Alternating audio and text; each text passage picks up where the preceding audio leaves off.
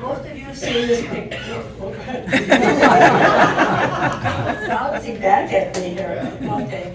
I know a lot of the younger ones have not seen this picture, but these are my parents, Alfred and Martha Ulmer. Okay, and they are first-generation Americans. They are what started everything that's in this room.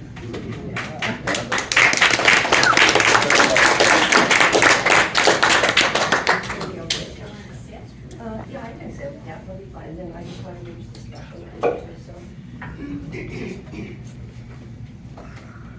I think I'm ready.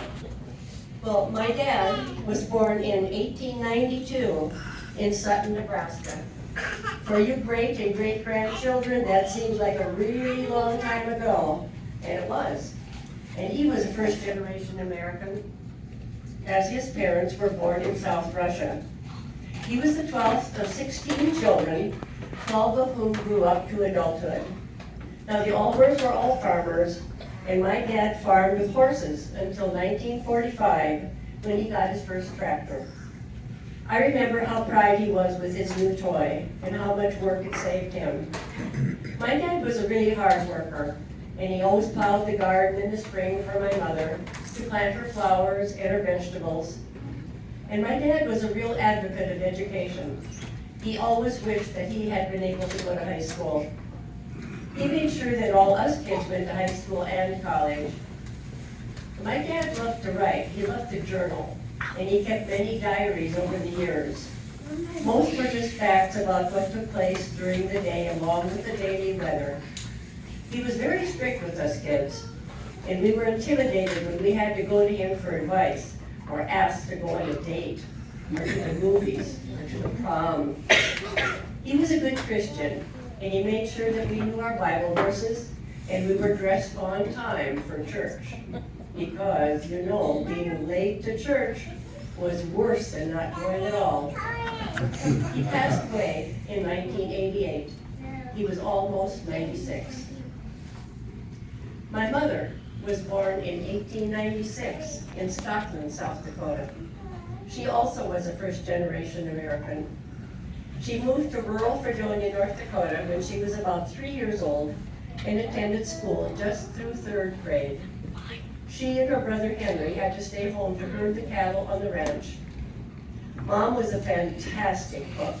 She could make almost any kind of cake, cookies, pies, vegetables, fruit dishes, meats. Some of you may remember the peach kuchen and the peach pies that she made, and she stored in that freezer that she had in Ellenville in that middle bedroom. We had a large garden which fed us all well in the summer and throughout the winter, as we canned a lot of vegetables and fruits. We also had our own meat as we raised cows and pigs and ducks and chickens. Mom was a very loving and nurturing person who had a very soft heart. She devoted her life to raising and caring for us kids and the others who were less fortunate. I remember during the Depression, there would be vagrants stopping at the farm looking for work. Well, we didn't need any help, but Mom always made them a plate of food to eat before she sent them on their way.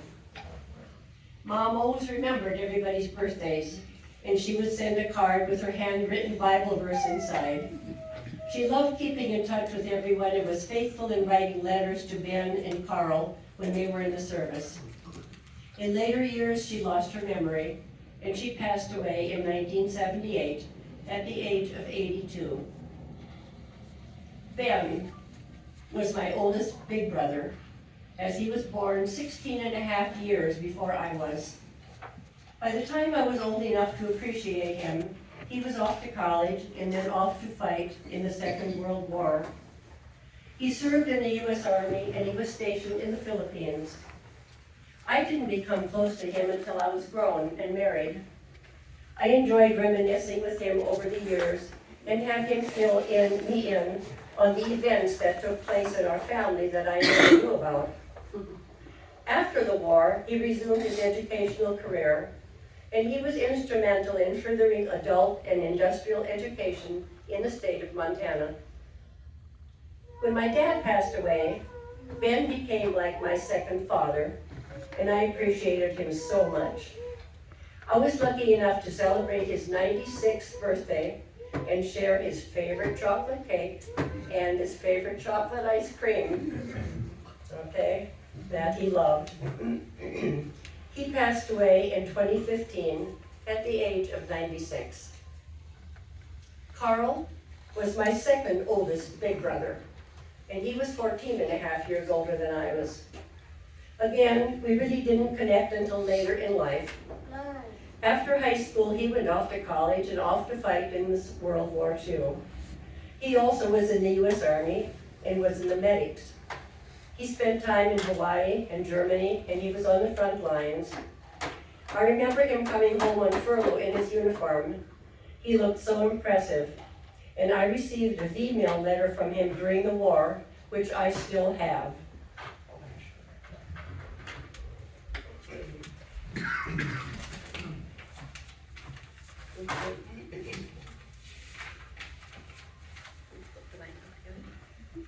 Okay, during the war, the soldiers could write V-mail letters, and they started out like this piece of paper, front and back. It told them exactly where they could write and how much space they could take.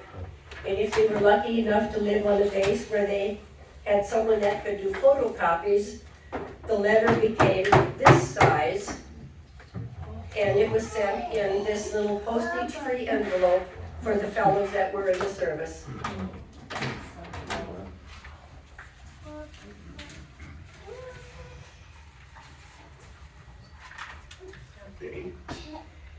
And as I'm talking about the Second World War, I will also mention right now that during the war, we had ration coupon books, which I still have mine. And we had to use these to buy gas, some special groceries like flour or coffee or sugar, because they were highly rationed. And everybody in the family got a ration book, and we had to give out the little coupons inside. And I will put those over on the side for you to see later if you like.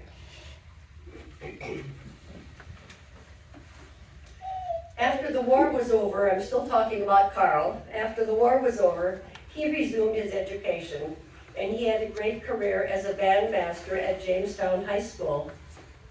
I remember going to his annual concerts and stopping over at his house afterwards for coffee and goodies made by Sally. He passed away in 2002 at the age of 81. Anne was my oldest sister. She was 12 years older than I. We spent many a summer and fall working in the garden, canning fruits and vegetables for the winter. When she finished high school, she attended summer school at Ellendale, which was enough back then to teach country school. So she became my fourth grade teacher. Anne was always looking out for her baby sisters and often curled her hair, and she dressed us for church. She loved music, and she would play the piano and sing. When she was married, I spent a lot of time at their farm near Berlin and helped with the chores and the children. She passed away in 2004 at the age of 79. Millie was my next oldest sister, and she was 9 years older than I.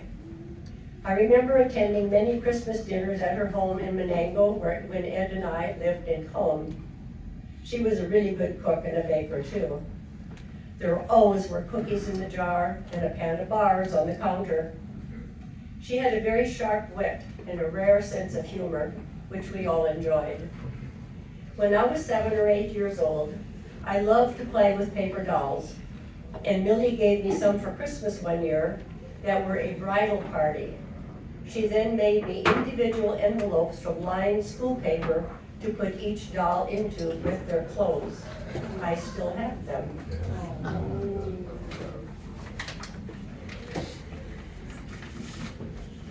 Here's the paper dolls, each in their own little envelope. If you can look at them later, you can see the lined notebook paper that she folded by hand and made the little envelopes for me to put the paper dolls in. And here's my paper dolls. And I'll lay them over on the side if you want to look at them later.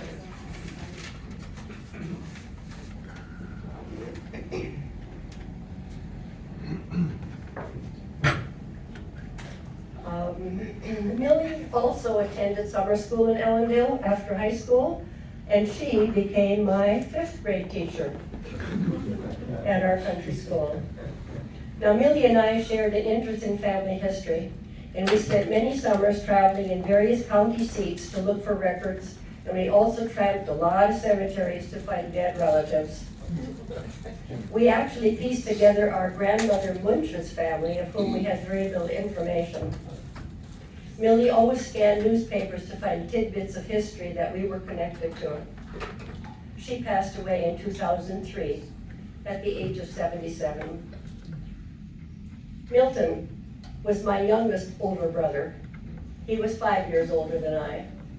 Of all the brothers, I guess I knew Milton the best, as we were closest in age and our personalities clicked, even though he teased me unmercifully as a child. We spent a lot of time together, as I was an outdoor girl and loved to help him and Dad with the chores and to milk the cows. Milton had a real passion for music, and he had a great voice.